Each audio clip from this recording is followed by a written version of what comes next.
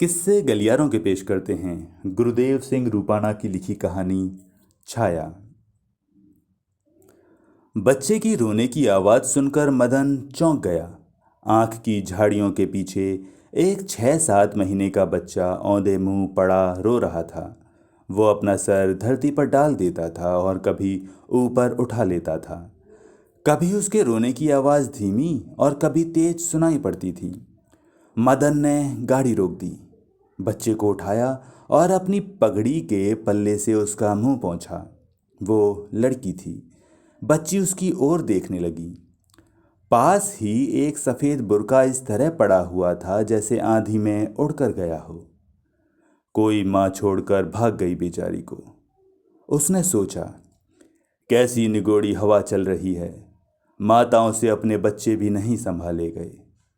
उसने बच्ची की बाहें अपनी गर्दन में लपेट लीं। सामने छोटे से गड्ढे में एक आदमी पड़ा हुआ दिखाई दिया। उसने आगे बढ़कर देखा तो वो एक लाश थी। माथे पर चांद और एक तारा काली स्याही से खुदा हुआ था। चेहरे की पीड़ा की लकीरें खिंची हुई थीं। इनके कारण चांद और तारे का आकार बिगड़ गया था। पांव के पास जमीन खुदी हुई थी। शायद प्राण छोड़ते समय वो बहुत तड़पा होगा। हत्यारे बाप को मारकर फेंक गए और माँ को उठा ले गए और इस बेचारी को छोड़ गए। इससे पहले जो कुछ हुआ था उसने उसका अंदाजा लगा कर कहा। बच्ची का नाक नक्शा उसके पिता से मिलता जुलता था। फिर भी सफ़ेद बुर्के को देखकर उसे ख्याल आ रहा था कि बच्ची की माँ बहुत खूबसूरत होगी। उसकी सुंदरता ही उसके पति की दुश्मन बन गई होगी। वो खुद तो धीरे धीरे किसी के घर को अपना घर और किसी को अपना स्वामी कहने लगेगी। उसके बच्चे भी हो जाएंगे और शायद इस बच्ची को भी भूल जाएगी। परंतु यदि वे माँ के साथ बच्ची को भी ले जाते तो क्या नुकसान था। बच्चे भगवान का रूप होते हैं। बच्चों के सामने आदमी पाप करने से डरता है। मदन को माँ की कही हुई बात याद आ गई। और जो वो करके गए हैं वो कौन सा पुण्य है। फिर उसे माँ की कही बात झूठी प्रतीत हुई। बच्ची फिर रोने लगी।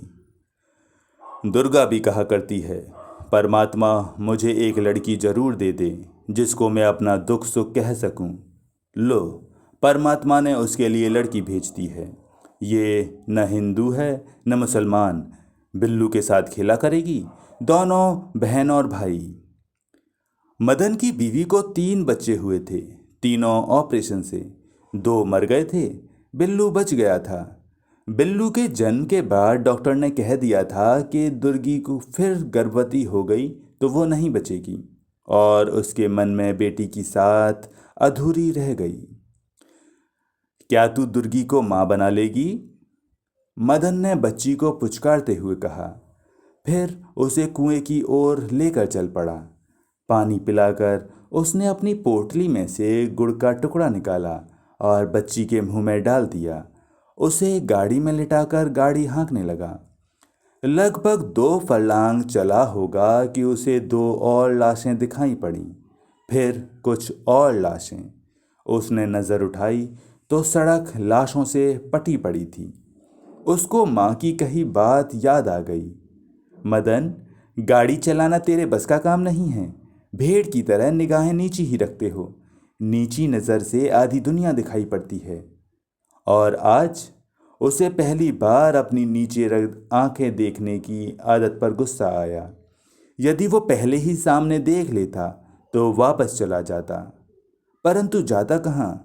कौन उसे अपने घर में रात गुजारने देता?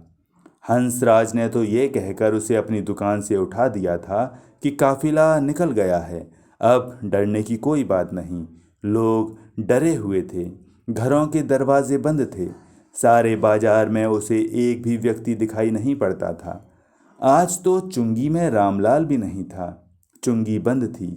वो होता तो उसके लिए रात बिताने का कोई प्रबंध कर देता। चारों ओर लाशें ही लाशें देखकर ऊंट डर गया। मदन भी भयभीत हो गया। पानी! एक आवाज आई। सड़क के किनारे एक लाश ने उठने का यत्न किया। मदन उसके पास चला गया। पानी, हम मर्दाने की जाति के हैं, बाबा नानक तेरी रक्षा करे। उसके सिर में चोट थी, उसके पीछे खून फैला हुआ था। थोड़ा सा उठकर वो फिर गिर पड़ा। सड़क पर घर का सारा सामान बिखरा पड़ा था। मिट्टी की परात के टुकड़े बिखरे पड़े थे। एक टूटी हुई सुराही थी, एक चरखा उखड़ा हुआ। कुछ सिल्वर के बर्तन टेढ़े मेढ़े पड़े हुए थे। पीतल या कांसे का कोई बर्तन वहां नहीं था। मदन ने सिल्वर का एक कटोरा सीधा किया और पानी लाने के लिए पोखरी की ओर चल पड़ा। कुछ लाशें आधी पोखरी के पानी में थीं और कुछ पूरी। मदन ने गिनी, कुल 30 लाशें थीं। पानी में खून घुला हुआ था। मदन ने कोई साफ सी जगह देखने के लिए पोखरी के चारों ओर चक्कर लगाया, परंतु साफ पानी कहीं भी नहीं था। उसने झुककर पानी से कटोरा भर लिया। कटोरे से भरे पानी को देखा, उसमें खून था। पता नहीं उसने क्या सोचा और जल्दी जल्दी कदम उठाने लगा। ले भैया, तेरी उम्र बाकी होगी तो किसी ठिकाने पर पहुंच जाएगा। इस पानी में तेरे जैसों का खून मिला हुआ है। मदन ने उसका सिर उसकी पगड़ी से कसकर बांध दिया। आखिरी गांठ देने से पहले ही वो उसके हाथों में लुढ़क गया। मदन के जिस्म में एक कपकपी सी हुई और वो चल पड़ा। पानी, उसने मुड़कर देखा। सड़क के दूसरे किनारे पर एक और लाश हिल रही थी। मदन ने सड़क पर रखा हुआ पानी का कटोरा उठाया। थोड़ा सा पानी कटोरे में था। वो आदमी सीधा सपाट पड़ा हुआ था। उसके घावों से खून बह बहकर धरती पर जम चुका था। मदन ने उसे बैठाकर घुटने का सहारा दे दिया। जितना पानी उसने पिया, सारा बगल से बाहर निकल गया। उसने घाव बांध देने का इशारा किया। अब तुम मुझे कीकड़ के पेड़ के सहारे बैठा दो, उसने कहा। मिलिट्री वाले कहीं मुझे जीते जी ही कब्र में न डाल दें। मदन जल्दी जल्दी सारा काम खत्म करके चल पड़ा। दिन खत्म होने को था। वो दिन के उजाले में ही घर पहुंचना चाहता था। अब भी थोड़ा सा डर उसके मन में था। उसने गाड़ी चलाई। 15-20 कदम चला होगा कि गाड़ी का एक पहिया एक लाश की टांग के ऊपर से निकल गया। मदन को गुस्सा आया। उसने गाड़ी से लाठी उठाई और जोर से ऊंट को जड़ दी। ऊंट चिंगाड़ता हुआ दौड़ने लगा। गाड़ी 3-4 लाशों के ऊपर से निकल गई। मदन ने उतरकर ऊंट की नकेल पकड़ ली और लाशों को बचा बचा कर चलने लगा। बच्ची ने रोना शुरू कर दिया। मदन को अपनी गलती का एहसास हुआ। मुझे बच्ची के लिए पानी साथ लेकर ही चलना चाहिए था। गाड़ी रोककर उसने बच्ची को गोद में उठा लिया। वो चुप हो गई, परंतु अभी भी किसी बच्चे के रोने की आवाज़ आ रही थी। शीशम के एक पेड़ के नीचे 2-3 बच्चे बैठे हुए थे। जब वो उनके पास गया तो सबने रोना शुरू कर दिया। एक बड़ा बच्चा एक लाश से लिपट गया। डरो नहीं, मैं मारने वाला नहीं, उसने कहा। क्या ये तेरा अब्बा है? उसने बड़े बच्चे से पूछा। बच्चे ने सिर हिलाकर हाँ कहा। सभी बच्चे चुप हो गए। मदन सोचता रहा कि वो उनको और क्या कहे। कुछ बच्चे सड़क की दूसरी ओर कीकड़ के पेड़ के नीचे बैठे थे। कुछ रो रहे थे। एक अपनी मरी हुई माँ की छाती पर सिर रखकर सक रहा था। इधर उधर पड़े हुए कुछ घायल पानी मांग रहे थे। वो उनका क्या करें? किस किस को संभालें? कहाँ से पानी लेकर आए? वो अकेला अपने पीछे लाशों का एक काफिला छोड़कर आया था। उसके आगे इससे भी बड़ा काफिला पड़ा था, जिसमें से रास्ता बनाकर उसे घर पहुंचना था दिन ढलने से पहले। पता नहीं ये काफिला कहाँ तक बिछा होगा। सुना था जीवित मनुष्यों का काफिला तो 20 मील लंबा था। कुछ देर वो चुपचाप खड़ा रहा। फिर उसने बच्ची को उन बच्चों के पास लेटा दिया और जल्दी से वहाँ से चल पड़ा कि कहीं फिर उसका दिल बदल नहीं जाए। वो उसी तरह ऊँट की लगाम पकड़कर लाशों को बचा बचा कर गाड़ी चलाने लगा। फिर भी किसी के पैर, कभी किसी की टांग के ऊपर से गाड़ी का पहिया निकल ही जाता था, परंतु उसे ऊँट पर गुस्सा नहीं आ रहा था। उस बेचारे का क्या कसूर था? उसे तो ज़्यादा जोर लगाना पड़ रहा था। एक के बाद दूसरी अड़चन पहिए के आगे आ जाती थी। आधे रास्ते में आकर उसे महसूस हुआ कि वो थक गया है। जिस बाँह के साथ ऊँट की लगाम कभी इधर कभी उधर अब तक खींच रहा था, वो थक गई है और अब उससे लगाम का भार नहीं उठाया जाता। अब तक उसने 2.5 मील का सफ़र पूरा किया था। सड़क का इतना ही सफ़र बाकी था और 1 मील कच्चा रास्ता भी तय करना था, जो आज पक्की सड़क से भी ज़्यादा साफ रास्ता होगा। पुल पर पहुंचकर उसने देखा, नाले का पानी पुल के ऊपर से बह रहा था। नाला लाशों से भरा पड़ा था। उसने गाड़ी रोक दी। ऊँट ने कुछ आराम कर लिया तो वो गाड़ी पर चढ़ बैठा और ऊँट की लगाम ढीली छोड़ दी। कभी कोई लाश दिखाई पड़ जाती तो लगाम एक तरफ खींच देता। कभी कभी गाड़ी ऊपर से निकल जाती थी। धीरे धीरे अंधेरा बढ़ने लगा। अब लाशें दिखाई नहीं पड़ती थीं। जब गाड़ी का पहिया ऊपर उठकर धड़ाम से गिरता, लाश का एहसास उसी समय होता था। ऊँट के पैरों की आवाज़ ही बताती थी सड़क सूखी है या खून से गीली। अब उसका डर बिल्कुल खत्म हो गया था। उसने धीरे धीरे गीत गाना शुरू कर दिया था, जिसे वो रात को सफ़र करते समय गाया करता था।